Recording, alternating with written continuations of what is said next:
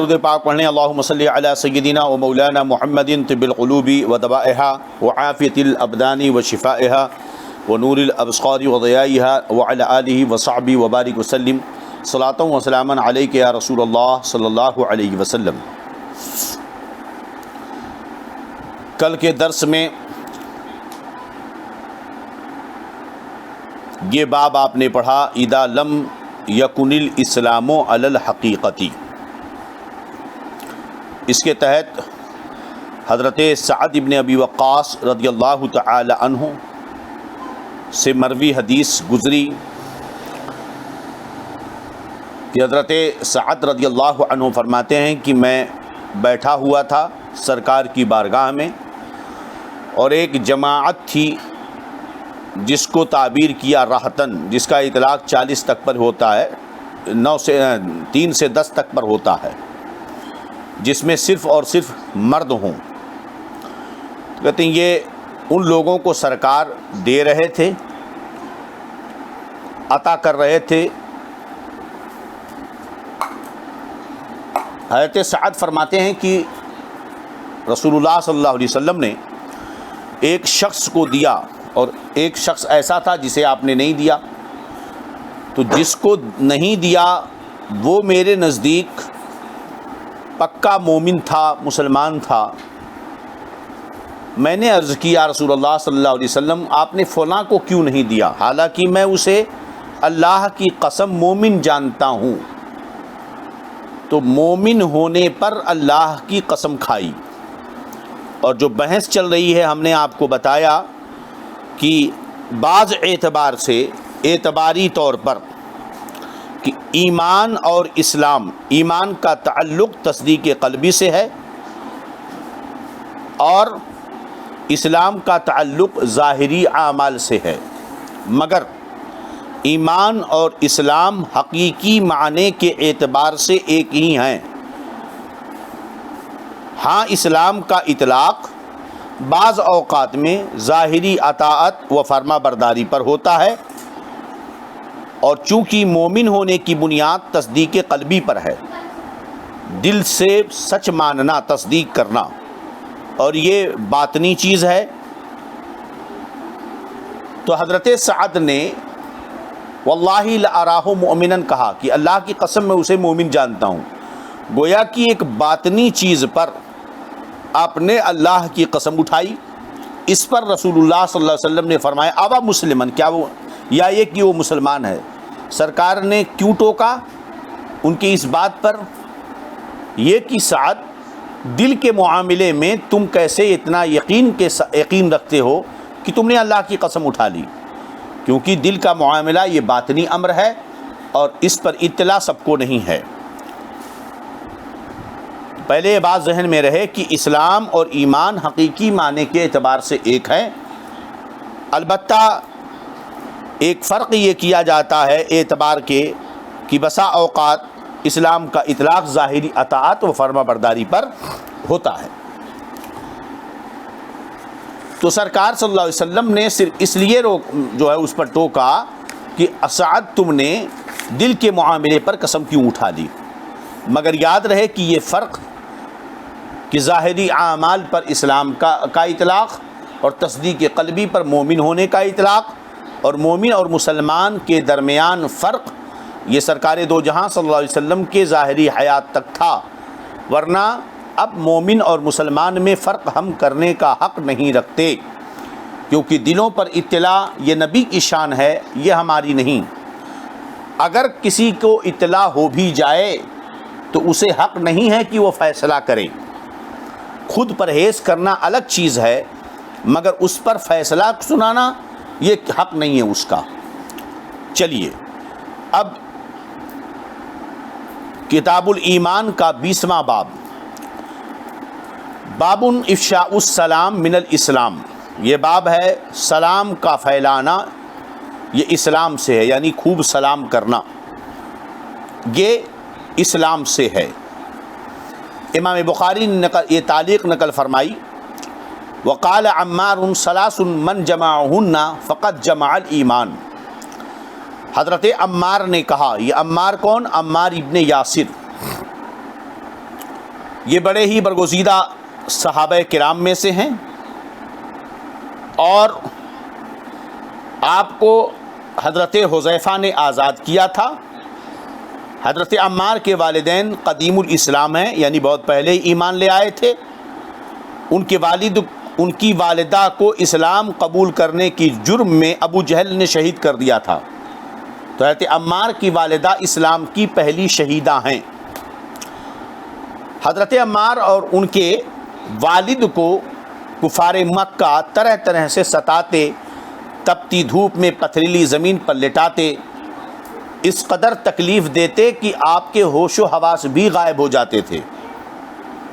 ایک مرتبہ حضرت عمار کو ان کے والد کو ستایا جا رہا تھا، سرکار کا گزر ہوا تو ہمارے نبی صلی اللہ تعالی علیہ وسلم نے ارشاد فرمایا، اصبروا یا آل یاسر فإن موعدکم الجنہ، اے آل یاسر صبر کرو، تمہارے وعدے کی جگہ جنت ہے۔ سبحان اللہ۔ تو سرکار جس کے لیے جو کہہ دیں، وہ زباں جس کو سب ان کی کنجی کہیں، اس کی نافذ حکومت پہ لاکھوں سلام۔ وہ دہن جس کی ہر بات وحی خدا، چشمہ علم و حکمت پہ لاکھوں سلام۔ ایک مرتبہ اس قدر ظلم کیا کہ ظالموں نے، مشرکین نے آگ میں ڈال دیا۔ سرکار دو جہاں صلی اللہ علیہ وسلم وہاں سے گزرے، آپ نے شفقت و محبت سے آگ کے اولوں پر اپنا ہاتھ پھیرا اور یہ دعا فرمائی، یا نارو کونی بردوں و سلامن علی عمار کما کنت علی ابراہیم تقتلک الفئۃ الباغیہ۔ سبحان اللہ۔ اس حدیث پاک سے علم غیب کا بھی ثبوت ہوتا ہے، اور نبی اکرم صلی اللہ علیہ وسلم کے اختیار کامل اور فیض رساں ہونے کا بھی ثبوت ملتا ہے۔ یہ وہابیہ دیابنا کے عقیدے پر بہت بڑی مار ہے۔ میرے آقا صلی اللہ علیہ وسلم نے آگ کے اوبلوں پر، انگاروں پر ہاتھ پھیرا، ارشاد فرمایا، اے آگ عمار پر ٹھنڈی اور سلامت ہو جا جیسا کہ ابراہیم پر ہوئی تھی۔ اے عمار تمہیں باغی گروہ قتل کر دے گا۔ میرے نبی نے فرمایا، اے عمار تجھے باغی گروہ قتل کر دے گا۔ ایک روایت یہ ہے، دوسری ایک روایت جب کتاب الصلاۃ کی پڑھیں گے باب بناء المسجد میں، تو وہاں پر یہ ہے کہ جب مسجد بن رہی تھی تو لوگ ایک ایک اینٹا لے کر کے آتے تھے، حضرت عمار 2 پتھر لاتے تھے، تو سرکار پیار سے آپ نے ان کے جسم کو جھاڑا اور فرمایا، ہاں افسوس ہے عمار، تجھے باغی فرقہ گروہ قتل کر دے گا۔ اور حضرت عمار رضی اللہ تعالی عنہ ہمیشہ رہے، غزوات میں شریک رہے، اور جنگ صفین میں حضرت علی کے ساتھ رہے، اور حضرت علی کے ساتھ آپ رہے، 94 سال کی عمر پا کر شہید ہوئے اور وہیں دفن ہوئے۔ حضرت علی نے نماز جنازہ پڑھائی، شہادت کے وقت جسم پر جو کپڑے تھے اسی میں ان کی وصیت کے مطابق دفن کیا گیا۔ تو سرکار نے بہت پہلے کہا تھا کہ تجھے باغی فرقہ قتل کر دے گا۔ آپ حضرت علی کے ساتھ لڑے، حضرت علی کی فوج میں رہ کر، اور شہید ہوئے۔ بتائیے کہ موت کیسے آئے گی؟ موت کیسے آئے گی؟ آدمی نارمل طور پر بسترے پہ مرے گا، یا یہ کہ میدان جنگ میں مرے گا، یا بیماری سے مرے گا، یا مسافرت میں مرے گا؟ ایسی احادیث کئی ایک آپ کو ملے گی کہ سرکار نے بہت سارے لوگوں کے بارے میں فرمایا کہ کون کب کیسے اور کہاں مرے گا۔ یہاں دیکھیں سرکار نے بہت پہلے ابتدائی اسلام کے دور میں، جو اسلام کا اولین دور تھا، اسی وقت حضرت عمار کو کہا کہ تجھے باغی فرقہ قتل کرے گا۔ گویا کہ حضرت عمار پر موت طاری ہوگی۔ وہ کون سی موت؟ شہادت کی موت حضرت عمار پائیں گے۔ بات سمجھ میں آ گئی کہ نہیں؟ تو یہی عمار اس حدیث کے راوی ہیں۔ چلیے، حضرت عمار فرماتے ہیں، ثلاث من جمعہن فقط جمع الاسلام، 3 چیزوں کو جس نے جب 3 چیزیں ہیں، ثلاث 3 چیزیں ہیں، من جمعہن جس نے انہیں جمع کر لیا، فقط جمع الایمان اس نے ایمان کو جمع کر لیا۔ یاد رہے مراد یہاں ایمان کامل ہے۔ الانصاف من نفسک اپنے آپ سے انصاف کرنا، وبدل السلام للعالم اور سب کو سلام کرنا۔ ہم نے عالم کا ترجمہ کیا سب، تمام لوگوں کو سلام کرنا، لیکن ہم نے پیچھے بتا دیا تھا تمام لوگوں کو سلام کرنا مطلب وہ لوگ جو سلام کے اہل ہیں، جو سلام کے اہل ہیں۔ والانفاق من الاقتار، اور تنگ دستی میں خرچ کرنا۔ آدمی جب وسعت میں ہو، اس کو خوب اس کے پاس مال و دولت ہو اور بہت ہی وسائل ہوں، تب خرچ کرنا بلا شبہ کمال کی بات ہے، کیونکہ مال کی محبت اور مال پر حرص بہت بری چیز ہوتی ہے۔ جب انسان کے اندر مال کی محبت ہو جاتی ہے تو بخیل ہو جاتا ہے اور وہ داد و دہش اور خرچ کرنے سے ڈرتا ہے۔ لیکن یہ ہے کہ مال ہوتے وقت خرچ کرنا بلا شبہ یہ اللہ کی توفیق سے اور کمال کی چیز ہے، لیکن آدمی جب تنگ دست ہو اس وقت اگر خرچ کرے تو یہ اور بڑھ کر کے کمال کی بات ہے۔ تو کہتے ہیں یہ بھی ایمان کا ایک حصہ ہے کہ تنگ دستی میں، مشکل حالت میں، گھڑی میں خرچ کرنا۔ تو یہ تین چیزیں، نمبر 1 اپنے آپ سے انصاف کرنا، نمبر 2 سب کو سلام کرنا، نمبر 3 تنگ دستی کے وقت خرچ کرنا۔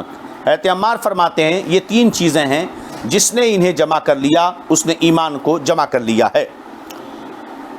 بات واضح ہے کہ یہاں پر ایمان جمع کر لیا مطلب ایمان کامل کو جمع کر لیا ہے، اور سلام سب سے کرنا مطلب وہ لوگ جو سلام کے اہل ہوں۔ ہم نے پیچھے اس کی وضاحت کر دی تھی، اور نہیں تو وہ جو ہم نے درس بخاری پیچھے سے ہم لوڈ کرتے آ رہے ہیں اسے آپ دیکھ سکتے ہیں، سن سکتے ہیں۔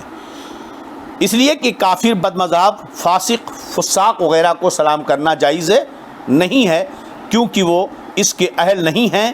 حدیث نمبر 12 میں ہم نے اس پر مکمل گفتگو کر دی ہے۔ چلیے اب حدیث کا مطلب کیا ہوا؟ جس مسلمان میں یہ 3 باتیں ہوں گی وہ کامل ایمان والا ہوگا، یعنی مکمل ایمان والا ہوگا۔ نمبر 1 کہ اپنے ساتھ انصاف کرتا ہو۔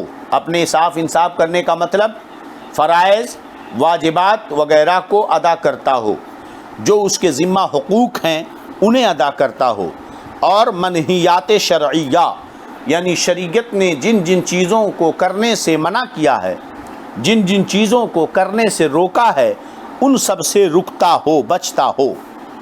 سمجھ رہے ہیں کہ نہیں؟ ہاں، تو جو اپنے ساتھ انصاف کرے۔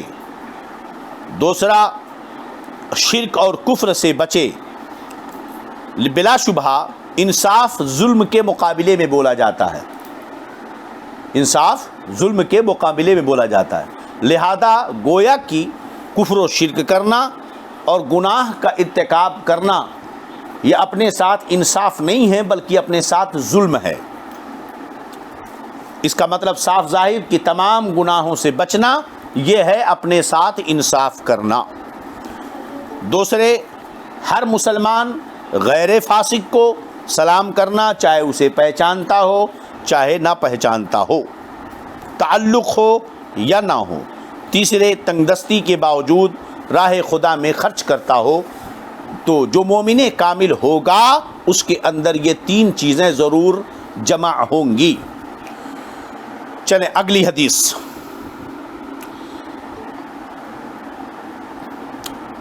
حدثنا قتيبة قال حدثنا الليث عن يزيد بن ابي حبيب عن ابي الخير عن عبد الله بن عمر ان رجلا سأل رسول الله صلی اللہ علیہ وسلم اي الاسلام خیر۔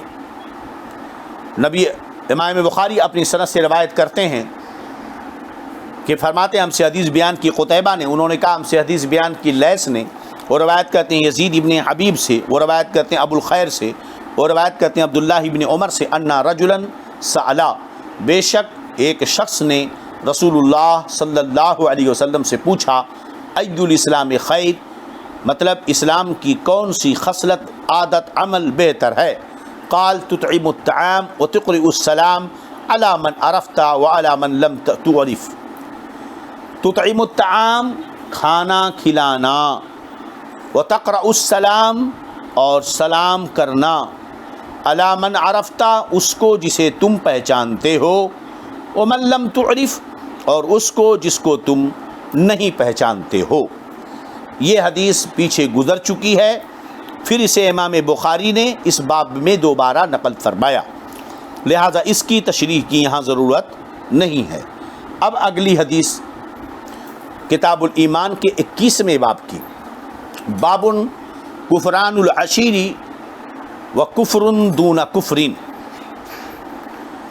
یہ باب ہے کہ شوہر کی ناشکری کرنا یہ کفر کے علاوہ ایک اور کفر ہے، یعنی وہ کفر جس سے آدمی اسلام سے خارج ہو جاتا ہے۔ تو کفر سے یعنی جو کفر جو ایمان کے مقابلے میں بولا جاتا ہے اس کے علاوہ دوسرا کفر ہے یا اس سے چھوٹا کفر ہے۔ تو شوہر کی ناشکری یہ کفر کے علاوہ کفر ہے۔ فیہ ابو سعید عن ابی سعید عن نبی صلی اللہ علیہ وسلم، اس میں حدیث مروی ہے حضرت ابو سعید خدری سے، وہ روایت کرتے ہیں نبی کریم صلی اللہ علیہ وسلم سے۔ یعنی یہ بتا رہے ہیں کہ اس باب میں ایک اور جو ہے طرق ہے جو ابو سعید خدری سے ایک دوسری سند موجود ہے، اس کی طرف اشارہ کیا ہے۔ بہرحال اب حدیث پاک، حدثنا عبداللہ ابن مسلمہ عن مالک عن زید ابن اسلم عن عطا ابن یسار عن ابن عباس۔ پہلے سمجھیں، باب کی ہیڈنگ آپ نے پڑھ لی، باب کفران العشیر و کفر دون کفرین، یہ ہیڈنگ ہے۔ اس کے بعد لکھتے ہیں فیہ عن ابی سعید عن نبی صلی اللہ علیہ وسلم، اس باب میں ایک حدیث حضرت ابو سعید خدری سے بھی مروی ہے جو رسول اللہ صلی اللہ علیہ وسلم سے روایت کرتے ہیں۔ اب اس کے بعد ایک سند یہ ہو گئی، دوسری سند یہ حضرت ابن عباس کی، گویا کہ یہ حدیث دو سندوں سے مروی ہے۔ چلیے، امام بخاری فرماتے ہیں کہ ہم سے حدیث بیان کی عبداللہ ابن مسلمہ نے، وہ روایت کرتے ہیں مالک سے، وہ روایت کرتے ہیں زید ابن اسلم سے، وہ روایت کرتے ہیں عطا ابن یسار سے، وہ روایت کرتے ہیں ابن عباس سے۔ قال نبی صلی اللہ علیہ وسلم، حضرت ابن عباس رضی اللہ تعالی عنہ فرماتے ہیں کہ نبی کریم صلی اللہ علیہ وسلم نے ارشاد فرمایا، اریت النار، مجھے جہنم دکھائی گئی، مجھے جہنم، اریت النار، مجھے جہنم دکھائی گئی، فَإِذَا أَكْثَرُ أَهْلِهَا النِّسَاءُ، تو سرکار فرماتے جب میں نے جہنم کو دیکھا تو جہنم میں زیادہ تر عورتوں کو دیکھا، جہنم میں زیادہ تر کس کو دیکھا؟ عورتوں کو دیکھا۔ مجھے جہنم دکھائی گئی، عبارت یہاں فرأیت اکثر اہلھا النساء، ایک روایت میں جو دوسری روایت ہے مشکات جب پڑھو گے تو اس میں یہ روایت ہے، پھر سے غور سے سن لیں، اریت النار، مجھے جہنم دکھائی گئی، فَإِذَا اکثر اہلیہ النساء، یہ بیچ میں جو بریکٹ میں جو ہے اس کو چھوڑ دیجئے، آپ پہلے اتنا پڑھیں، اریت النار فَإِذَا اکثر اہلیہ النساء، مجھے جہنم دکھائی گئی، تو جہنم میں سب سے زیادہ کون تھی؟ میں نے عورتوں کو دیکھا، سب سے زیادہ میں نے کس کو دیکھا؟ عورتوں کو دیکھا۔ اور جو بیچ کی عبارت ہے وہ بھی پڑھ لیں، اریت النار فرأیت اکثر اہلیہ النساء، میں نے، مجھے جہنم دکھائی گئی تو میں نے دیکھا کہ اکثر جہنم میں رہنے والی عورتیں ہیں۔ کیوں؟ کہتے ہیں یکفرن، ایک روایت میں بکفرہن، کفر کرتی ہیں۔ کیا کرتی ہیں؟ کفر کرتی ہیں، یا اپنے کفر کی وجہ سے، پہلے ترجمہ اتنا سمجھیں، کفر کرتی ہیں اپنے ان کے کفر کی وجہ سے۔ قیل ایکفرن باللہ، اب یہاں سمجھیے، قیل عرض کیا گیا سرکار کی بارگاہ میں، میرے نبی نے فرمایا کہ جب میں نے جہنم دیکھا تو جہنم میں اکثر عورتوں کو دیکھا۔ سوال ہوا کیوں؟ فرمایا اس لیے کہ وہ کفر کرتی ہیں۔ میرے آقا سے پوچھا گیا یا رسول اللہ ایکفرن باللہ، کیا اللہ کے ساتھ کفر کرتی ہیں؟ یہ تو ایمان کے خلاف ہے۔ قال یکفرن العشیرہ، سرکار نے فرمایا نہیں، وہ شوہروں کی ناشکری کرتی ہیں، وہ شوہروں کی ناشکری کرتی ہیں۔ وَيَكْفُرْنَ الْإِحْسَانَ، اور احسان کی ناشکری کرتی ہیں، یعنی احسان نہیں مانتی ہیں، احسان نہیں مانتی ہیں۔ لو احسنت الی احداہن عہد الدہر، لو احسنت الی احداہن دہرا، اگر ان میں سے کسی ایک کے ساتھ لو احسنتا اگر تم احسان کرو الی احداہن ان میں سے کسی ایک کے ساتھ دہرا زمانے بھر تک یعنی برابر احسان کرتے رہو برابر احسان کرتے رہو ثم رأت منک شیئا پھر وہ تم سے کوئی بات ناپسندیدہ دیکھے قالت کہتی ہے کوئی بات ناپسندیدہ دیکھے تو کہہ دے گی قالت کہہ دے گی ما رأیت منک خیرا قط تم نے تو کبھی میں نے تو کبھی میرے ساتھ کوئی بھلائی نہیں دیکھی میں نے تو ما رأیت منک خیرا قط میں نے تو تم سے کوئی بھلائی دیکھی ہی نہیں. تم زمانے بھر اس کے ساتھ بھلائیاں کرتے رہو اگر ایک بات اسے ناپسند لگی تو سیدھا کہہ دے گی زمانے بھر کے سارے احسانات کو کی ناشکری کر بیٹھے گی اور سیدھا کہہ دے گی کہ میں نے تمہارے اندر کوئی بھلائی دیکھی ہی نہیں تم نے آج تک میرے لیے کچھ نہیں کیا. اب یہ سرکار کا قول ہے. اب یہاں پر کفر سے مراد کیا ہے؟ بات واضح ہے کہ یہاں پر کفر سے مراد ناشکری ہے. سرکار نے فرمایا مجھے جہنم دکھائی گئی تو میں نے جہنم میں سب سے زیادہ عورتوں کو دیکھا. وجہ کیا ہے کہ وہ کفر کرتی ہیں. کفر سے مراد ناشکری کرتی ہیں. کفر سے مراد یہاں پر ہے ناشکری. تو باب میں کیا ہے؟ کفر دون کفرین. کفر کے علاوہ ایک اور کفر ہے. یعنی ایک کفر وہ جو اللہ دین کا انکار کرنا ضروریات ہے.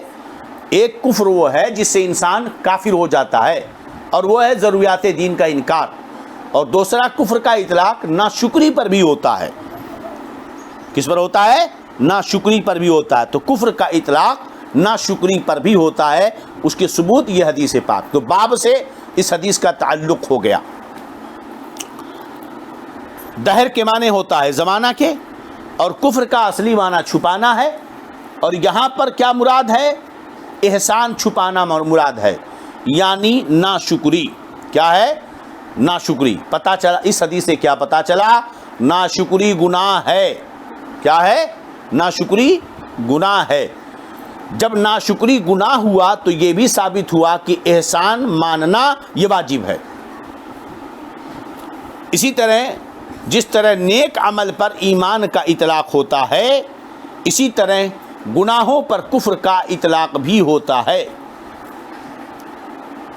اس حدیث پاک سے اتنی چیزیں ثابت ہوئیں. نمبر ایک، ناشکری گناہ ہے اور جب ناشکری گناہ ہے تو شکر کرنا واجب ہوا. اس حدیث پاک سے یہ مسئلہ ثابت ہوا. دوسرا مسئلہ کیا ثابت ہوا؟ کہ جس طرح نیک عمل پر ایمان کا اطلاق ہوتا ہے اسی طرح گناہوں پر کفر کا بھی اطلاق ہوتا ہے. ہو گیا. تیسری بات یہ پتہ چلی سرکار فرماتے ہیں کہ مجھے جہنم دکھائی گئی. اس کا مطلب جہنم جو امور غیبیہ سے ہے یہ پہلے ہی پیدا ہو چکی ہے. جہنم بن چکی ہے، موجود ہے اور امور غیبیہ سے ہے اور سرکار نے اس کا ملاحظہ بھی فرمایا. امور غیبیہ مطلب جو ہماری نظروں سے چھپی ہے، غیب کی چیز ہے. جہنم پیدا ہو چکی ہے، مخلوق ہے اور وہ غیب ہے اور سرکار فرماتے ہیں مجھے دکھایا گیا. اس کا مطلب ہمارے نبی غیب پر مطلع ہیں، غیب کو جانتے ہیں. ٹھیک ہے. اس حدیث پاک سے بھی مسئلہ ثابت ہوا. اب رہا یہ کہ عورتیں جہنم میں زیادہ ہونے کا سبب کیا ہے؟ وجہ یہ ہے کہ بقیہ گناہوں میں مرد و عورت دونوں شریک ہوتے ہیں. البتہ یہ گناہ شوہر کی ناشکری کا، احسان فراموشی کا، چونکہ عورتوں میں بنسبت مردوں کے زیادہ ہے اس لیے یہ جہنم میں زیادہ نظر آئیں گی. بات سمجھ کی نہیں؟ نیز یہ کہ بھئی ناشکری نعمتوں کی کرنا مرد بھی کرتا ہے، عورت بھی کرتی ہے، لیکن شوہر کی ناشکری یہ تو عورت کے ساتھ خاص ہے تو اس لیے یہ گناہ زیادہ ہوا ہے نا کہ شوہر کی ناشکری عورتوں کے ساتھ خاص ہے. مزید یہ کہ ناشکری کرنے کی عادت بلا شبہ یہ خود اگر عورتیں بھی دیکھیں غور کریں تو یقیناً ان کے اندر یہ چیز زیادہ پائی جاتی ہے نا. زندگی بھر کتنا بھی ان کے ساتھ احسانات کرتے رہو، اگر کوئی کمی دیکھی، ارے تم نے کبھی میرے بارے میں سوچا، کبھی میری بھلائی کری، کبھی میرے ساتھ اچھا کیا ہے، وہ کرتے رہتے ہیں. ان کی ایک عادت سی ہے. اور عموماً بد دعا دینے میں بہت آگے ہوتی ہیں.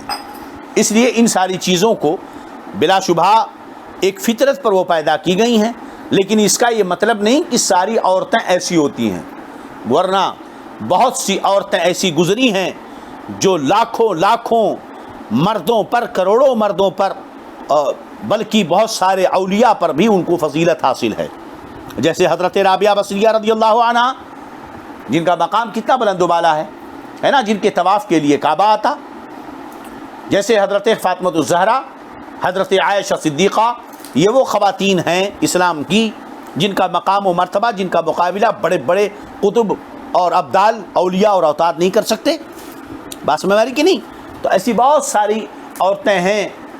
تو جہاں جنس کی بات رہی تو الگ ہے، لیکن بعض عورتیں ایسی ہیں جو ہزاروں مردوں سے، کروڑوں مردوں سے بڑھ کر ان کو عظمت و فضیلت حاصل ہے.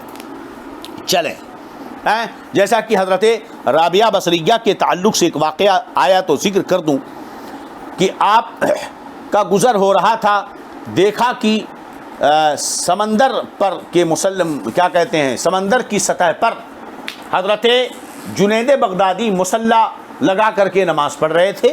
سمندر پر مصلی لگا کر، حضرت جنید کے بارے میں مشہور ہے نا، حضرت جنید بغدادی رضی اللہ عنہ سمندر سطح آب پر، سمندر کی سطح پر، پانی پر، سمجھئے پانی پر، سطح آب مطلب پانی کے اوپر جنید بغدادی مصلی لگا کر کے نماز پڑھ رہے ہیں.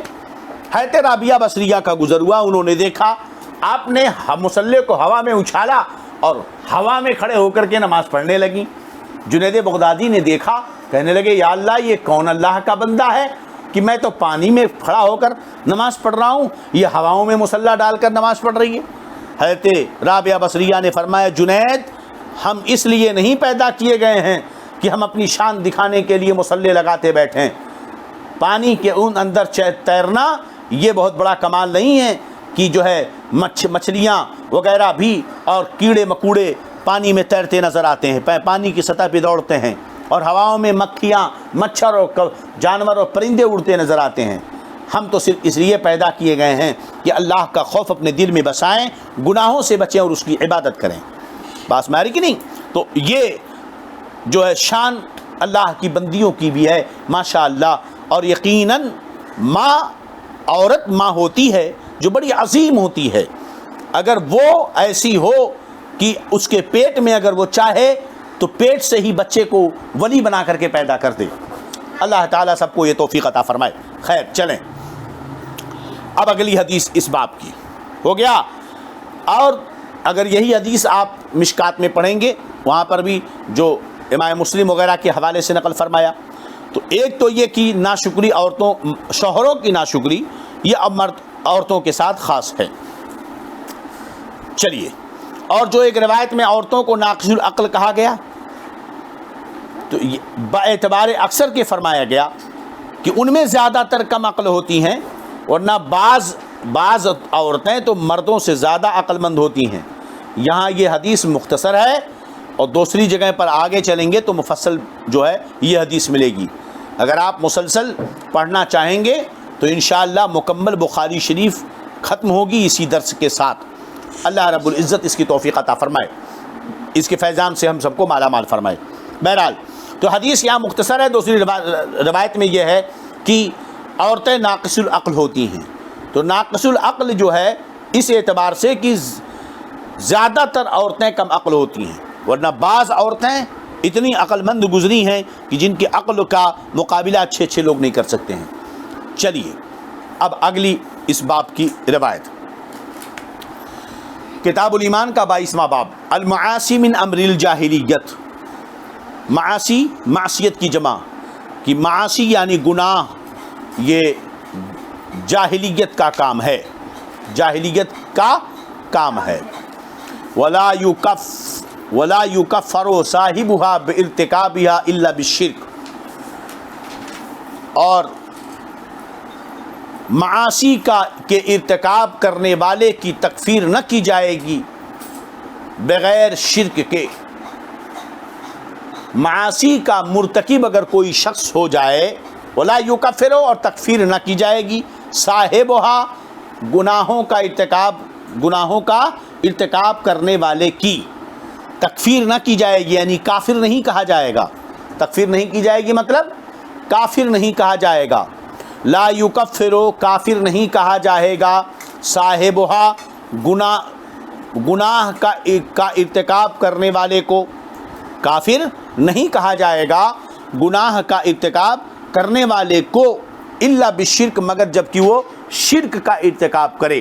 یعنی اگر شرک کا ارتکاب کرے گا تو اس کو کافر کہا جائے گا. یاد رہے یہاں شرک سے مراد عام ہے یا شرک ہو بلا شبہ جو کفر، شرک جو ہے ایک ایسا گناہ ہے جس کی مغفرت نہیں ہے. بات سمجھ کہ نہیں؟ چلیے اسی طرح اگر کوئی ضروریات دین کا انکار کرے تو اسے بھی کافر کہا جائے گا. دلیل لقول النبی صلی اللہ علیہ وسلم انک امرؤ فیک جاہلیۃ، دلیل نبی اکرم صلی اللہ علیہ وسلم کا قول انک امرؤ، تم ایک ایسے شخص ہو، فیک جاہلیۃ، کہ تمہارے اندر جاہلیت پائی جاتی ہے.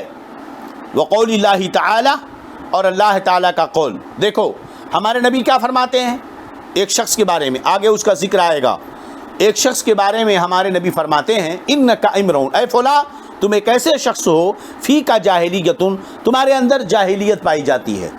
ہمارے نبی نے جاہلیت کے ارتکاب کے سبب، گناہ کے ارتکاب کے سبب کافر نہیں کہا، بلکہ کیا کہا؟ تم ایک ایسے شخص ہو جس کے اندر جاہلیت پائی جاتی ہے. پتہ یہ چلا کہ گناہ کے ارتکاب کرنے کی وجہ سے، گناہ کا کرنے کی وجہ سے کسی مسلمان کو کافر نہیں کہا جائے گا، کسی مسلمان کو کافر نہیں کہا جائے گا. سرکار کی اس حدیث پاک سے ثابت ہوا. اسی طرح اللہ تعالیٰ کا قول ان اللہ لا یغفر ان یشرک بہ ویغفر ما دون ذلک لمن یشاء، کہ اللہ تعالیٰ نہیں بخشتا ہے اس بات کو کہ اس کے ساتھ شرک کیا جائے، کسی کو شریک ٹھہرایا جائے. ویغفر ما دون ذلک لمن یشاء، سورہ نساء کی آیت ہے. اور اس کے علاوہ اللہ تعالیٰ جس گناہ کو چاہے معاف کر دے، معاف کر دے گا. اللہ تعالیٰ اب اس کے ساتھ شرک کو نہ معاف کرے گا، اس کے علاوہ جس گناہ کو چاہے گا وہ معاف کر دے گا. چلیے اب اس باب کی حدیث. حدثنا سلیمان بن حرب قال حدثنا شعبۃ عن واصل، حدثنا شعبۃ عن واصل الاحدب هو قوله ابن السواد عن المعرور قال لقيت ابا ذر بالربذتی، ربذتی یہ ذال ہے، ربذتی. امام بخاری اپنی سند سے روایت کرتے ہیں کہ ہم سے حدیث بیان کی سلیمان ابن حرب نے، انہوں نے کہا ہم سے حدیث بیان کی شعبہ نے، وہ روایت کرتے ہیں والی سے واصل احدب سے، اور وہ روایت کرتے ہیں معرور سے. قال لقیت ابا ذر بالربذتی، کہتے ہیں کہ میری ملاقات حضرت سیدنا ابو ذر سے ہوئی مقام ربذہ میں. کہاں پہ؟ ربذہ ایک جگہ کا نام ہے جو مدینہ سے 3 میل کے فاصلے پر ہے. کہتے ہیں کہ میری ملاقات ہوئی ابو ذر سے ربذہ میں. وعلیہ حلۃ وعلی غلامہ حلۃ، ان کے اوپر ایک جوڑا تھا اور ان کے غلام پر ایک جوڑا تھا.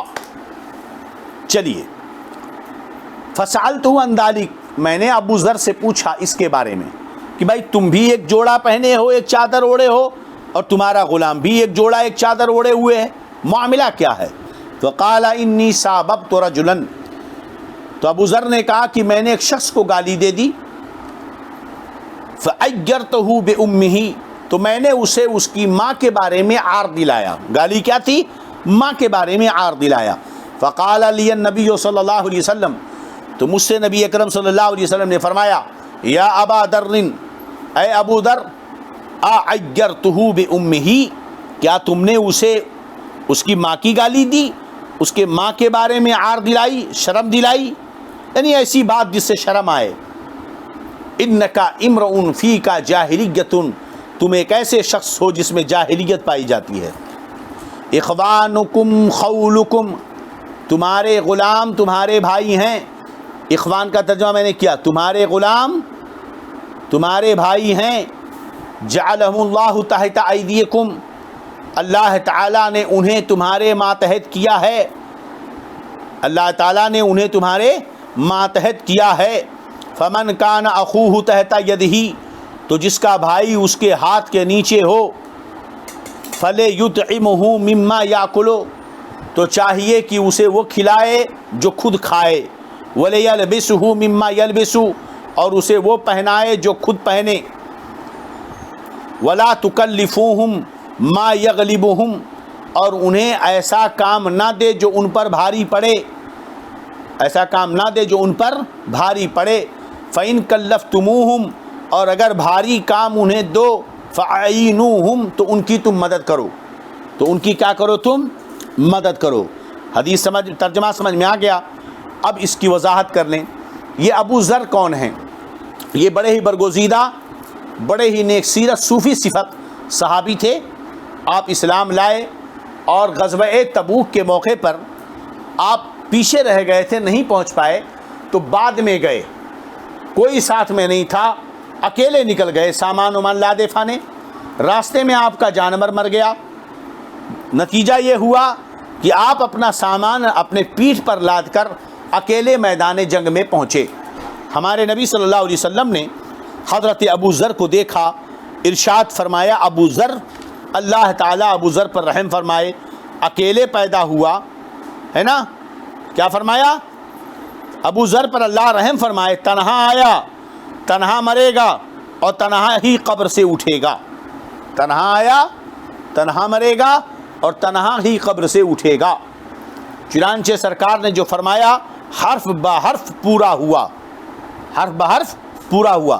معاملہ یہ ہوا کہ حضرت ابو ذر رضی اللہ تعالیٰ عنہ، آپ کا مسلک یہ تھا کہ جتنی ضرورت ہے بس اتنا ہی مال رکھو، آج کی جتنی ضرورت ہے اتنا مال رکھو، کل کے لیے مال بچا کے رکھنا بھی حرام سمجھتے تھے وہ۔ جتنی ضرورت ہے آج ہی، بس جتنی ضرورت ہے اتنا رکھو، اس سے زیادہ مال جمع کرنا حرام ہے۔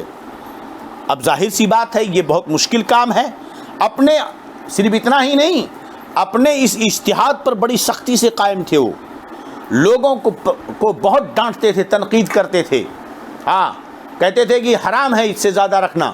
اب سوچیے آپ، آج جتنی آپ کی ضرورت ہے، ابھی دوپہر میں کھانے کی جتنی ضرورت ہے بس اتنا رکھو، شام کے کھانے کا نہیں ہے، شام کو کھانے کی جتنی ضرورت ہے بس اتنا رکھو، تمہاری آج جتنی ضرورت ہے اتنا رکھو، اس سے زیادہ رکھنا حرام ہے۔ آپ کا یہ اجتہاد تھا۔ والذین یکنزون الذھب والفضہ، اس آیت کریمہ کے تحت آپ استدلال کرتے تھے کہ آج کی ضرورت سے بڑھ کر کے زیادہ رکھنا یہ کنز ہے اور حرام ہے۔ اور صرف آپ کا یہ اجتہاد اتنا ہی نہیں تھا، بلکہ آپ اتنے سختی سے اس پر قائم تھے کہ لوگوں پر بڑی سخت تنقیدیں کرتے تھے، اعتراض کرتے تھے، لوگوں پر دبا جم کر کے اعتراض کرتے تھے، جس سے ہمیشہ خلفشار ایک دم بالکل حالتیں ظاہر سی بات ہے، کون ہے جو اس معیار پہ اترے گا؟ بات سمجھ میں آ رہی کہ نہیں؟ ظاہر سی بات ہے ایسا معیار جو لوگوں کے لیے دشوار کن تھا۔ چنانچہ حضرت عثمان غنی رضی اللہ عنہ نے ان کو حکم دیا کہ تم مدینہ سے آپ نکلیے اور ربضہ میں جا کر رہیے۔ چنانچہ آپ اکیلے ربضہ میں جا کر رہے، آپ رہتے تھے، آپ کا غلام رہتا تھا۔ سرکار فرماتے ہیں اللہ رحم فرمائے ابو ذر پر، اکیلا آیا ہے، اکیلا رہے گا، اکیلا مرے گا، اکیلا اٹھے گا۔ اب دیکھیے ربضہ میں آ کر کے آپ اکیلے اپنے غلام کے ساتھ وہیں ایک جھوپڑی بنا کر رہتے تھے، اور وہیں پر آپ کا انتقال ہو گیا، کسی کو پتہ بھی نہیں چلا۔ اتفاق یہ کہ حضرت عبداللہ ابن مسعود کا گزر ہو گیا، آپ نے دیکھا کہ یہاں پر ابو ذر کا انتقال ہو گیا ہے، آپ نے نماز جنازہ پڑھائی اور اپنے چند ساتھیوں کے ساتھ آپ کو دفن کیا۔ سرکار نے فرمایا اکیلا مرے گا۔ جب ابو ذر کا انتقال ہوا تو اکیلے تھے، دفن کرنے والا، جنازہ پڑھنے والا کوئی نہ تھا، اور وہاں پر حضرت عبداللہ ابن مسعود نے ان کی نماز جنازہ اتفاق سے گزر ہوا، پڑھائی اور دفن کر دی، اور قیامت میں دن اکیلا اٹھنا۔ بات سمجھ میں آ رہی کہ نہیں؟ تو بہرحال یہ سرکار کا قول حرف بحرف صحیح ہوا۔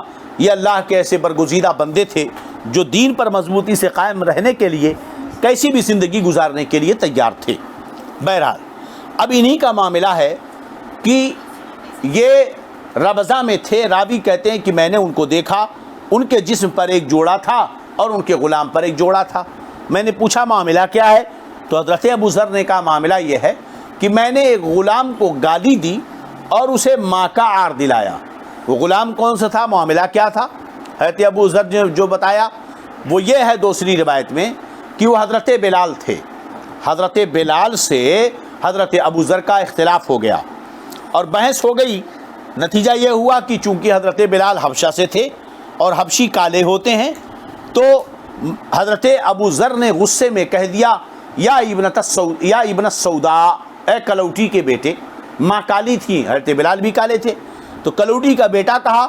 تو چونکہ ماں کے بارے میں عار دلائی، حضرت بلال کو تکلیف ہوئی، سرکار کی بارگاہ میں حاضر ہوئے، عرض کیا یا رسول اللہ صلی اللہ علیہ وسلم، ابو ذر نے مجھے ماں کی گالی دی ہے. سرکار نے بلایا، پوچھا کیا تم نے اس کی ماں کی گالی دی؟ حضرت ابو ذر نے کہا کہا تم نے یہ کہا؟ حضرت ابو ذر نے کہا ہاں. سرکار ناراض ہوئے، ارشاد فرمایا انک امرؤ فیک الجاہلیہ، تمہارے اندر جاہلیت پائی جاتی ہے. فرماتے ہیں یہ بات اس قدر لگی مجھے، اتنا غم ہوا کہ میں نے باہر جا کر بلال کو پکڑا اور اپنے چہرے کو زمین پر رکھا ان کے پیر کے پاس، اور میں نے کہا بلال معاف کر دے. انہوں نے کہا معاف کر دیا. حضرت ابو ذر نے کہا نہ، جب تک تم اپنے پیر سے میرا چہرہ زمین پر نہیں روندا گے تب تک میں نہیں سمجھوں گا کہ تم نے معاف کیا ہے. اتنا زیادہ ضد کی کہ مجبوراً حضرت بلال کو اپنا پیر ابو ذر کے چہرے پر رکھنا پڑا. پھر جا کر انہیں اطمینان ہوا کہ بلال نے ہمیں معاف کر دیا ہے. یہ وہ نفوس قدسیہ تھے جن کے پاکیزہ عمل اور پاکیزہ فطرت اور خلوص دینی خلوص کی برکت سے آج اسلام ہم تک پہنچا ہے. سوچئے کہ اس قدر آپ نے اپنے آپ کو جو ہے یہ کہ سرکار ناراض نہ ہوں، ایک چھوٹی سی غلطی کی تو اس کے کفارے کے لیے اتنا بڑا کام کیا کہ حضرت بلال کے قدم کو اپنے چہرے پہ رکھوایا. اس وقت سرکار نے فرمایا تھا تمہارے غلام تمہارے ماتحت ہیں، جو تم پہنو انہیں پہناؤ، جو تم کھاؤ انہیں کھلاؤ، اپنے سے ضرورت سے زیادہ بوجھ ان پر مت ڈالو، اگر ڈالو تو ان کی مدد کرو. تو چنانچہ سرکار نے یہ ایک بار کہہ دیا. سوچئے آج ہم ہیں کس قدر شریعت کی مخالفت. اللہ اکبر، یہ ہیلے وہ بہانے. صرف سرکار نے ایک بار کہہ دیا کہ تمہارے غلام تمہارے ہاتھ کے نیچے ہیں، تم جو کھاتے ہو انہیں کھلاؤ، جو پہنتے ہو پہناؤ، ہے نا، بوجھ زیادہ مت ڈالو. حضرت ابو ذر نے یہ عادت بنا لی کہ جو کپڑا خود پہنتے تھے وہی اپنے غلام کو پہناتے تھے، جو خود کھاتے تھے پوری زندگی اسی پر عمل کرتے رہے کہ جو خود کھاتے تھے وہی غلام کو کھلاتے تھے، جو خود پہنتے تھے وہی غلام کو پہناتے تھے. اللہ اکبر. یوں ہی اسلام اپنے اخلاق کی وجہ سے پھیلا ہے، نہ کہ آج کے مسلمانوں کے طریقے پر. اللہ رب العزت ہمیں ان نفوس قدسیہ کی سنتوں پر عمل کی توفیق عطا فرمائے. چلیے، پتہ یہ چلا کہ اب یہاں ایک سوال پیدا ہوا کہ ماں کی گالی دینا تو گناہ ہے، ناجائز ہے. پھر حضرت ابو ذر نے حضرت بلال کو ماں کی گالی کیوں دی یا عار کیوں دلایا؟ یاد رہے یہ اس وقت کا معاملہ ہے، صحابہ گناہوں سے محفوظ ہیں، اللہ رب العزت نے انہیں گناہوں سے محفوظ کر رکھا ہے. معصوم تو نہیں ہیں مگر وہ محفوظ ہیں.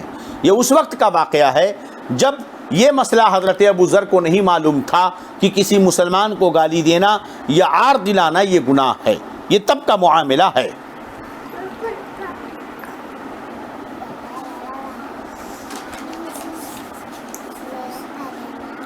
چلو درود پاک پڑھنے. اللہم صلی علی سیدنا مولانا محمد طب القلوب و دوائها وعافیت الابدان و شفائها ونور الابصار و ضیاء وعلی آلہ و صحبہ وبارک وسلم.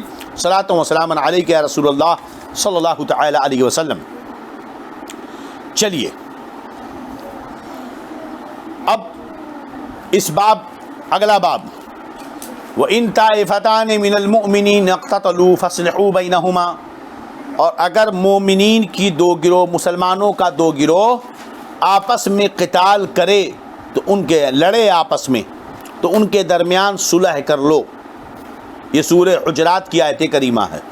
باب وہی ہے کہ معاصی یہ امر جاہلیت سے ہے اور گناہ کا جو مرتکب ہو اسے کافر نہیں کہا جائے گا جب تک کہ کوئی مسلمان شرک کا ارتکاب نہ کر لے، ضروریات دین میں سے کسی ضرورت دینی کا انکار نہ کرے، اسے کافر نہیں کہا جائے گا. یہ بات ہے نا، یہی باب کی ہیڈنگ یہی ہے نا.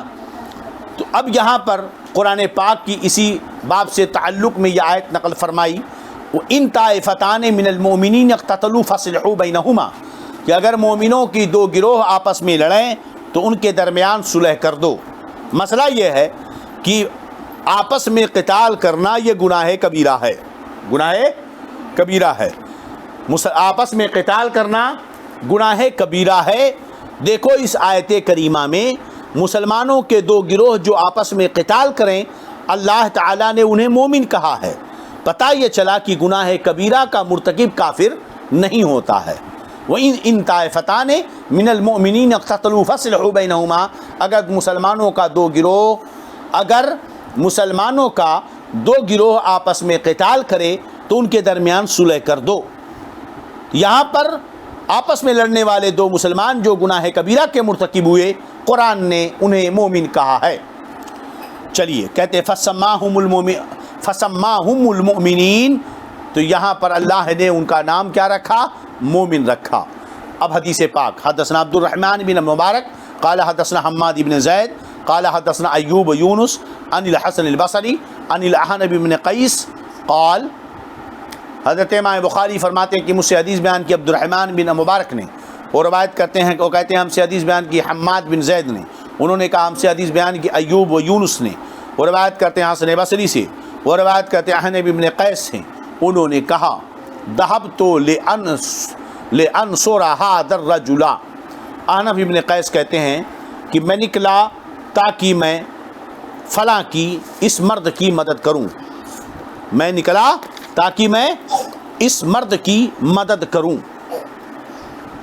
اس مرد کی مراد یہاں پر حضرت علی مرتضیٰ ہیں۔ کہتے ہیں فلاقینی ابو بکرہ، تو میری ملاقات ابو بکرہ سے ہو گئی۔ فقال اترید این ترید، ابو بکرہ نے کہا اے احنف کہاں جا رہے ہو، کہاں کا ارادہ ہے؟ قلت، میں نے کہا انصر ھذا الرجل، میں اس مرد کی مدد کرنے جا رہا ہوں، یعنی حضرت علی کی طرف سے میں لڑنے جا رہا ہوں۔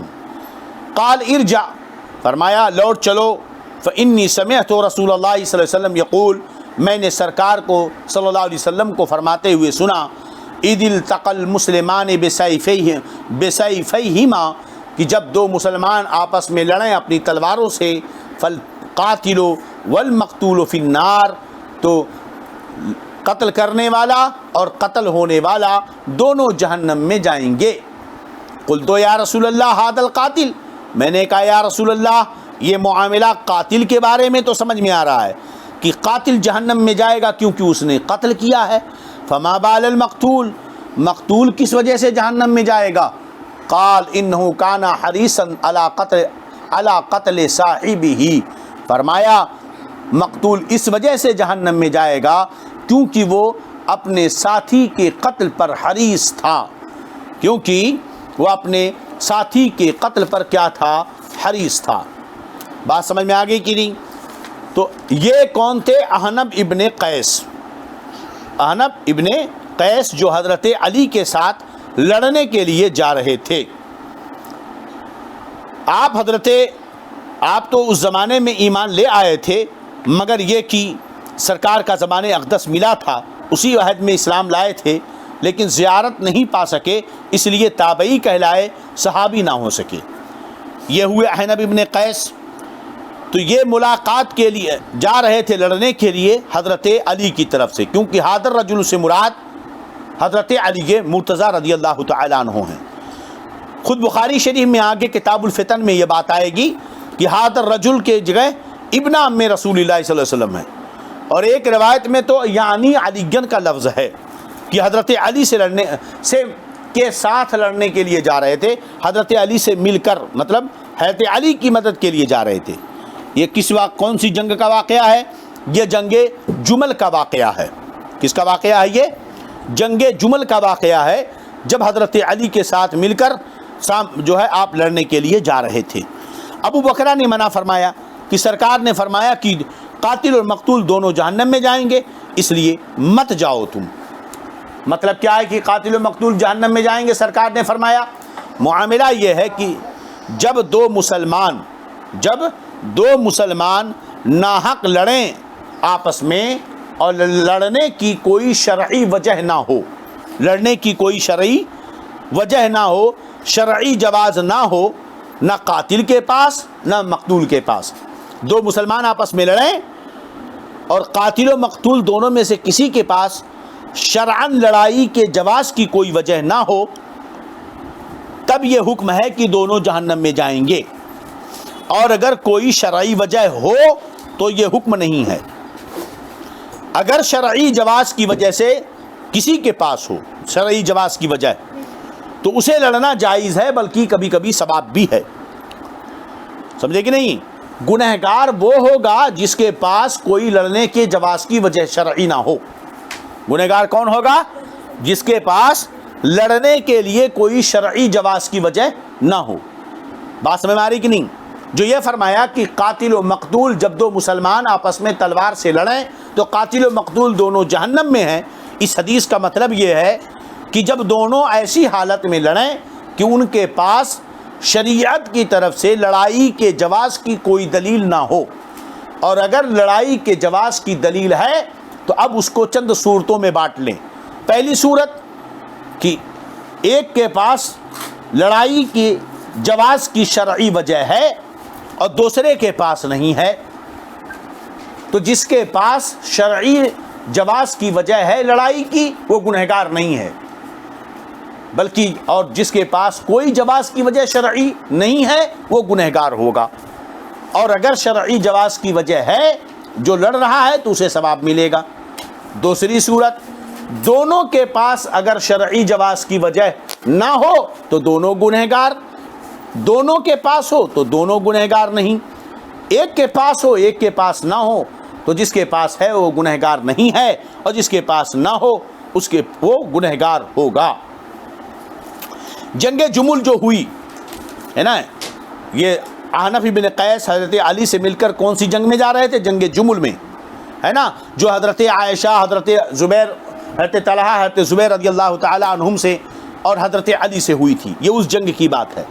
چونکہ جنگ جمل اور جنگ صفین میں شرعی جواز کی وجہ تھی، حضرت عائشہ رضی اللہ عنہ اور حضرت معاویہ رضی اللہ عنہ نے اپنے اجتہاد سے لڑائی کو ضروری جانا تھا، اور حضرت علی نے اپنے اجتہاد سے لڑائی کو ضروری جانا، تو حضرت عائشہ اور حضرت امیر معاویہ نے اپنے اجتہاد پہ عمل کیا، اور حضرت علی رضی اللہ عنہ نے اپنے اجتہاد پہ عمل کیا۔ بات سمجھ آ رہی کہ نہیں؟ اس لیے دونوں گنہگار نہیں ہیں، اگرچہ اہل سنت والجماعت کا اس پر اجماع ہے کہ حضرت علی حق پر تھے، اور سامنے سے جو مقابلہ کر رہے تھے ان سے خطأ اجتہادی ہوئی تھی۔ خطأ اجتہادی کا ہونا اور ہے، اور خطأ اجتہادی کو خطا وار نہیں کہنا چاہیے، کیونکہ خطأ اجتہادی اجتہاد میں جس سے خطا ہو وہ ثواب پاتا ہے، کم سے کم اپنے اجتہاد کا، اور جو اجتہاد میں خطا نہ کرے، صحیح جگہ پر پہنچ جائے، صحیح مسئلہ نکال لے، اس کو 2 گنا ثواب ہے، اور جس نے اجتہاد کیا مگر مسئلہ غلط نکلا تو اسے اجتہاد کا ثواب ہے۔ اس لیے اجتہادی خطا اگر کسی سے ہو جائے تو اسے خطا وار نہیں کہیں گے۔ خطأ اجتہادی، فلاں سے اجتہادی خطا ہوئی، اگر یہ کہا جائے فلاں سے اجتہادی خطا ہوئی، اگر یہ کہا جائے تو یہ توہین نہیں ہے۔ توہین کب ہوگا؟ جب اسے کہا جائے کہ خطا وار ہے۔ لہذا اگر کوئی کہے کہ حضرت فاطمہ رضی اللہ عنہا سے، حضرت عائشہ رضی اللہ عنہا سے خطأ اجتہادی ہوئی، تو اس کی وجہ سے کہنے والا حضرت فاطمہ کی توہین کرنے والا نہ ہوا، حضرت عائشہ کی توہین کرنے والا نہ ہوا۔ ہاں اگر وہ یہ کہے کہ معاذ اللہ حضرت فاطمہ خطا وار تھی تو وہ توہین کرنے والا کہا جائے گا۔ حضرت عائشہ خطا کار تھی تو یہ گناہ جو ہے جملہ اس کا توہین کا ہے۔ لیکن خطأ اجتہادی بلا شبہ صحابہ سے، صحابیات سے، حضرت فاطمہ سے، حضرت عائشہ سے سب سے افضل تو انبیاء کرام ہیں، مگر حضرت آدم علیہ السلام کے بارے میں اہل سنت کی طرف سے یہ کہا یہ ہے کہ جو جنت میں انہوں نے کھایا دانا وہ ان کی خطأ اجتہادی تھی۔ تو اگر نبی کی شان میں، نبی کے لیے خطأ اجتہادی بولنا نبی کی شان میں توہین نہیں ہے، تو حضرت فاطمہ کی شان میں اگر کہا جائے کہ حضرت فاطمہ رضی اللہ عنہا بطول زہرا جگر گوش اے رسول ہے نا، حضرت فاطمہ رضی اللہ عنہا سے خطأ اجتہادی ہوئی، تو ایسا کہنے والا توہین کا مرتکب نہیں ہوگا۔ چلیے، تو بہرحال البتہ یہ بات یاد رکھیں کہ مجتہد سے اگر خطأ اجتہادی واقع ہو تو بھی اسے اور اس کے مقلدین کو ایک ثواب ملتا ہے۔ اور ایک بات ہم گانٹھ باندھ کر محفوظ کر لیں کہ صحابہ کرام کے آپس میں جو اختلافات ہوئے اس میں ہمیں گفتگو کرنا منع ہے، اس میں ہمیں گفتگو کرنا منع ہے کہ کہیں گفتگو میں ہم کسی کی توہین نہ کر بیٹھیں، جبکہ سارے صحابہ کا یہ عالم ہے۔ کُلًّا وعد اللہ الحسنى، سورہ نساء میں اللہ فرماتا ہے، سورہ حدید میں فرماتا ہے کہ اللہ رب العزت نے سب سے بھلائی کا وعدہ فرما لیا ہے، اور ایک قول کے مطابق حسنہ سے مراد جنت ہے، یعنی اللہ فرماتا ہے کہ ہم نے سب سے جنت کا وعدہ کر رکھا ہے۔ اور دوسری آیت میں اللہ فرماتا ہے رضی اللہ عنہم ورضوا عنہ، یہ سورہ توبہ کی آیت ہے کہ اللہ ان سے راضی ہوا اور وہ اللہ سے راضی ہوئے ہیں۔ یہی وجہ ہے کہ سارے کے سارے صحابہ عادل، اصحابی کلہم عدول، سارے صحابہ عادل ہیں، لہذا کہ ماننا پڑے گا کہ ان کے درمیان جو اختلافات ہوئے وہ اختلافات نفسانیت و دنیا داری کی وجہ سے نہیں تھے، بلکہ یہ ساری اجتہادی خطا کی وجہ سے ہوئی تھی۔ لہذا صحیح اور محقق مذہب یہ ہے کہ گناہ کا محض ارادہ کرنا گناہ نہیں ہے، مگر جب گناہ کا پختہ ارادہ کر لیا جائے تو جتنا گناہ کے ارتکاب کے وقت گناہ ہوتا ہے، پختہ ارادہ کرنے پر بھی اسے گناہ ملے گا۔ گناہ کا ارادہ کرنے سے گناہ تو نہیں ہے، لیکن اگر گناہ کا کرنے کا پکا ارادہ کوئی کر لے تو ضرور اس پر اسے گناہ لکھا جائے گا۔ وقت زیادہ ہو چکا، اب آج کا درس یہیں تک ختم کیا جاتا ہے انشاءاللہ۔